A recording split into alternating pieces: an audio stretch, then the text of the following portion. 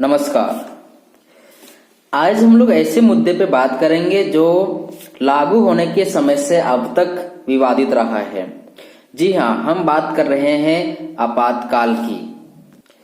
आज के इस वीडियो में हम लोग जानने का कोशिश करेंगे कि आपातकाल में क्या प्रावधान किया गया है, किस अनुच्छेद के तहत आपातकाल भारत में लगाया जाता है। साथ ही साथ ये भी जानने का कोशिश करेंगे कि तत्कालीन प्रधानमंत्री श्रीमती इंदिरा गांधी के समक्ष ऐसी कौन सी समस्याएं आ गई थी, ऐसा क्या मजबूरियां आ गई थी कि उन्होंने भारत में आपातकाल लागू कर दिया। साथ ही साथ ये भी जानने का कोशिश करेंगे क्या वास्तव में आपातकाल लगाने का सही समय था या फिर आपातकाल जैसी स्थितियां भारत में बन गई थी, या फिर उन्होंने अपनी निजी स्वार्थ हेतु भारत को आपातकाल जैसी विषम परिस्थिति में धकेल दिया था। कुछ इन्हीं सवालों का जवाब आज की इस वीडियो में ढूंढने का कोशिश करेंगे। तो आइए शुरू करते हैं। जानकार मानते हैं कि आपातकाल लगाने के पीछे मुख्य वजह था 1971 का लोकसभा चुनाव, जिसमें इंदिरा गांधी ने अपने मुख्य प्रतिद्वंदी राजनारायण को पराजित किया था। लेकिन चुनाव परिणाम आने के 4 साल बाद राजनारायण ने हाई कोर्ट में चुनाव परिणाम को चुनौती दे दी। उनकी दलील थी कि श्रीमती इंदिरा गांधी ने चुनाव में सरकारी मशीनरी का दुरुपयोग किया, तय सीमा से अधिक खर्च किए और मतदाताओं को प्रभावित करने के लिए गलत तरीके का इस्तेमाल किया। अदालत ने इन आरोपों को सही ठुकराया। इसके बावजूद इंदिरा गांधी टस से मस नहीं हुई।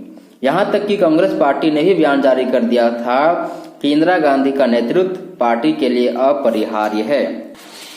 कुल मिलाकर समझने का कोशिश करें तो 1971 का जो लोकसभा चुनाव हुआ था उसमें श्रीमती इंदिरा गांधी को बहुत ही ज्यादा सपोर्ट मिला था। उसके पीछे का मुख्य कारण था श्रीमती इंदिरा गांधी का छवि। उन्होंने 2 काम उस टाइम पे बहुत ही महत्वपूर्ण तरीके से और बेहतरीन तरीके से करा था। एक था तक कि बैंकों का राष्ट्रीयकरण, जो आप अच्छे से जानते हो कि 1969 में हुआ था, और राज परिवारों को मिलने वाले भत्ते को समाप्त कर दिया था। इस कारण से लोगों ने इन्हें अपने मसीहा के रूप में स्वीकार किया और इनके द्वारा गरीबी खत्म किए जाने के भविष्य को देखने लगे। इस कारण से इनको 1971 के चुनाव में भारी मात्रा में जन समर्थन प्राप्त होता है। लेकिन इस चुनाव के बाद से ही नारायण सिंह जी ने इनके ऊपर धांधली करने का आरोप लगा दिया और चुनाव परिणाम आने के बाद श्री नारायण ने इनके जीत के ऊपर इलाहाबाद उच्च न्यायालय में अपील कर देते हैं और इलाहाबाद उच्च न्यायालय इनको दोषी भी पाती है और 6 साल के लिए इनका जो पद था उससे बेदखल कर दिया जाता है। ये फैसला सुनाने वाले थे मिस्टर जगमोहन लाल सिन्हा। इलाहाबाद उच्च न्यायालय की बात को ना मान करके एक तरफ से सोचें तो इन्होंने भारतीय न्यायपालिका व्यवस्था का उपहास भी बनाया।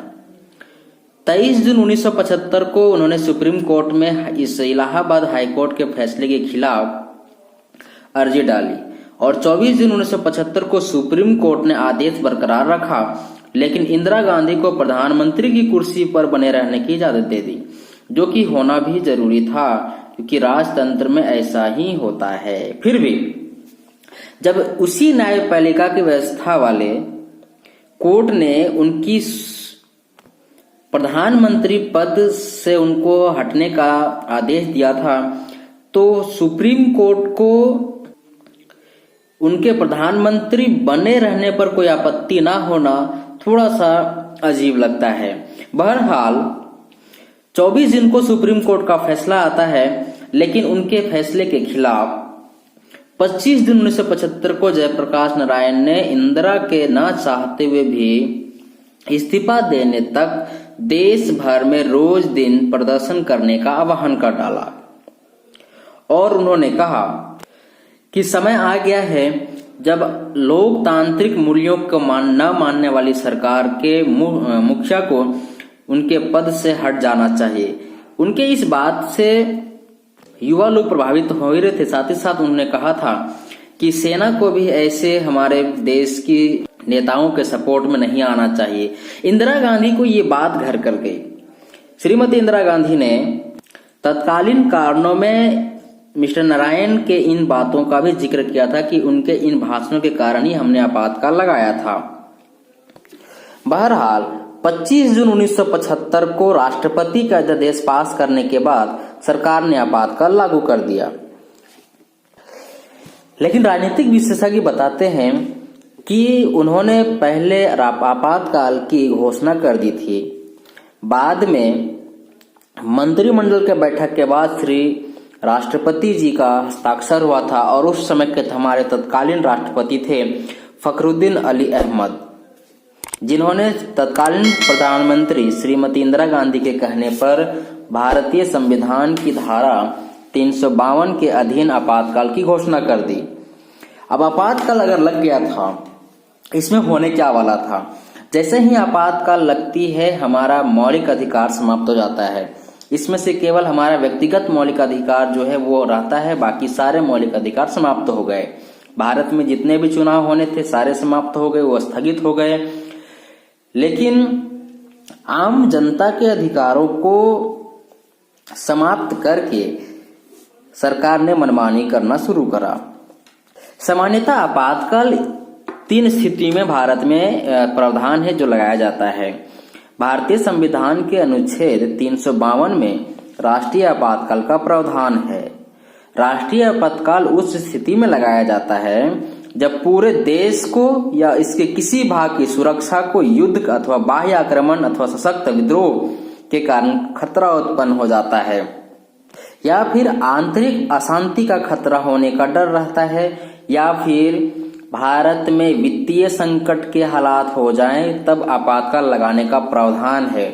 लेकिन यहाँ पे देखें तो कि ना ही आंतरिक शांति के समाप्त होने का खतरा था, ना ही किसी बाहरी देश के द्वारा आक्रमण किया गया था, और ना ही भारत में वित्तीय संकट थी। फिर भी अपनी सत्ता बचाने के लिए श्रीमती इंदिरा गांधी ने भारत में आपातकाल घोषित कर दिया। आपातकाल लागू होते ही आंतरिक सुरक्षा कानून के तहत राजनीतिक विरोधियों की गिरफ्तारी की गई। इनमें जयप्रकाश नारायण, जॉर्ज फर्नांडिस और अटल बिहारी वाजपेयी जैसे गणमान्य नेता शामिल थे। कुल मिलाकर अगर सिलसिलेवार से देखें, ये 21 महीने की जो अवधि थी, मतलब 25 जून 1975 से लेकर 21 मार्च 1977 तक, इस अवधि में किस प्रकार से वो बदलाव हुए, या फिर थोड़ा सा और पहले से देखिए 25 जून 1975 से पहले से, तो सिलसिलेवार से हम देखते हैं तो पाते हैं कि 12 जून 1975 को श्रीमती इंदिरा गांधी को इलाहाबाद उच्च न्यायालय ने दोषी पाया और 6 साल के लिए पद से बेदखल कर दिया। इंदिरा गांधी पर वोटरों का घूस देना, सरकारी मशीनरी का गलत इस्तेमाल, या सरकारी मशीनरी का गलत इस्तेमाल में ये था कि जो सरकारी गाड़ियां थी वो यूपी तक ट्रेवल कर रही थी।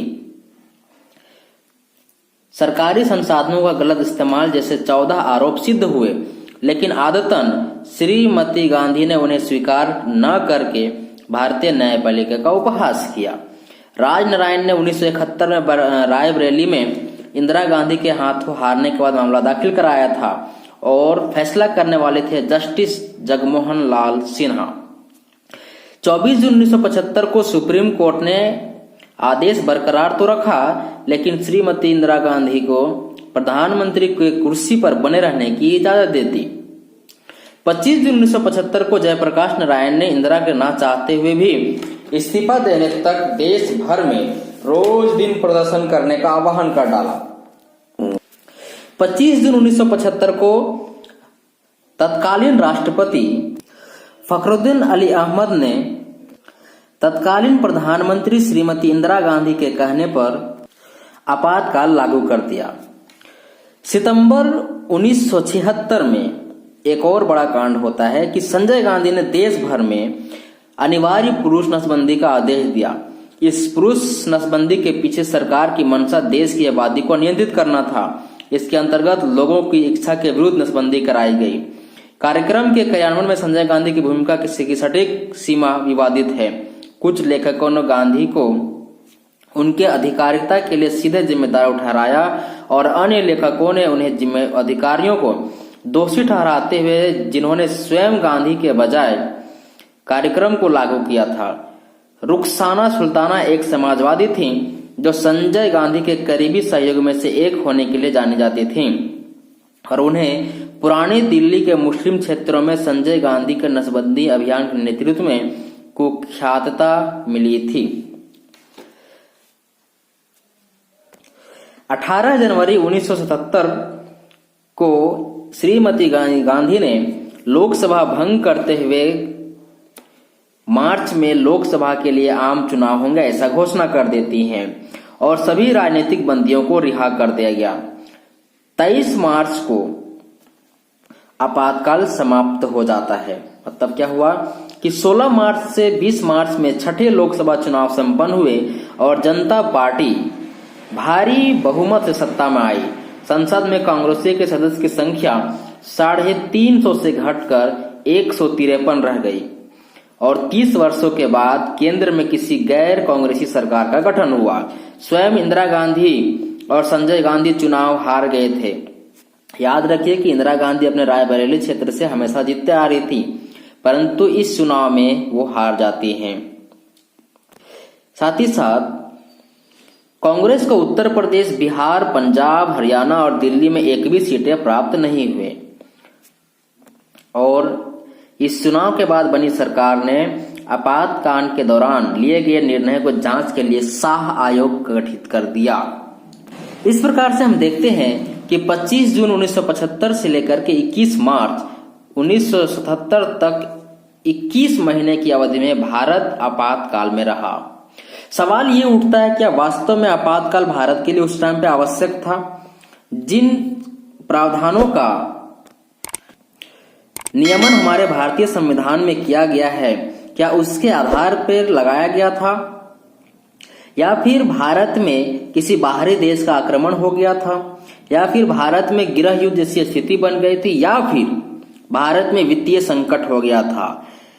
तो किस वजह से श्रीमती गांधी ने भारत में आपातकाल लगाया? क्या आज के जो कुछ नेता कहते हैं कि यह लोकतंत्र का सबसे काला दिन था, क्या ये सही है? आप इस बारे में क्या सोचते हैं? मेरा मानना है कि वास्तव में भारत में ये सबसे कलंकित दिन था और आने वाले समयों में भी रहेगा। आपका पर्सनल कमेंट इस बात पे क्या है, हमें कमेंट बॉक्स में कमेंट करिए।